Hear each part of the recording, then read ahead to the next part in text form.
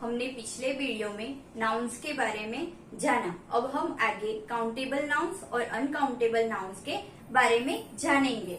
Let's countable nouns and uncountable nouns. Countable nouns किसे बोलते हैं, इसकी व्याख्या हम देखेंगे। Nouns that we can count are called countable nouns. They can be in singular और plural form. We add S और es at the end of the noun.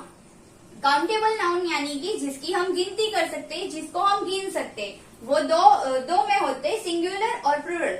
एक वचन में भी आते हैं काउंटेबल नाउन और बहुवचन में भी आते हैं। उसके एंड में एस और एस लगाया जाता है। अब हम देखेंगे अनकाउंटेबल नाउन्स। अनकाउंटेबल नाउन्स किसे बोलते हैं? Nouns that we can not count are called uncountable nouns. We write them in the singular form and do not add s or es at the end of the noun. Uncountable noun यानी कि जिसकी हम गिनती नहीं कर सकते, जिसको हम गिन नहीं सकते, वो सिर्फ और सिर्फ एक ही वचन में होते हैं, सिंगुलर ही होते हैं। उसके लास्ट में एस और es नहीं लगाया आ जाता।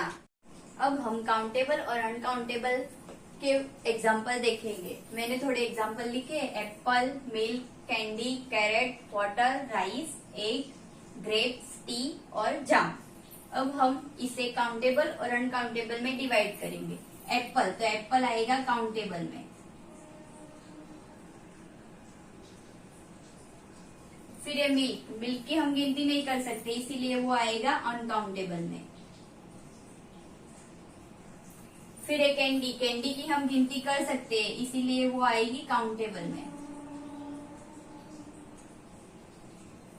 फिर है कैरेट, कैरेट की भी हम गिनती कर सकते हैं, इसीलिए वो भी आएगा काउंटेबल में। फिर है वाटर, वाटर की हम गिनती नहीं कर सकते, इसीलिए वो आएगा अनकाउंटेबल में। फिर राइस, राइस की भी हम गिनती नहीं कर सकते, इसीलिए वो भी अनकाउंटेबल में आएगा।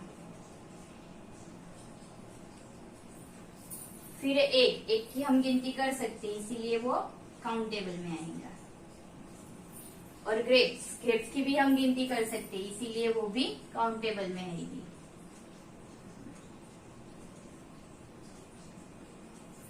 फिर टी, टी की हम गिनती नहीं कर सकते, इसीलिए अनकाउंटेबल में आएगी।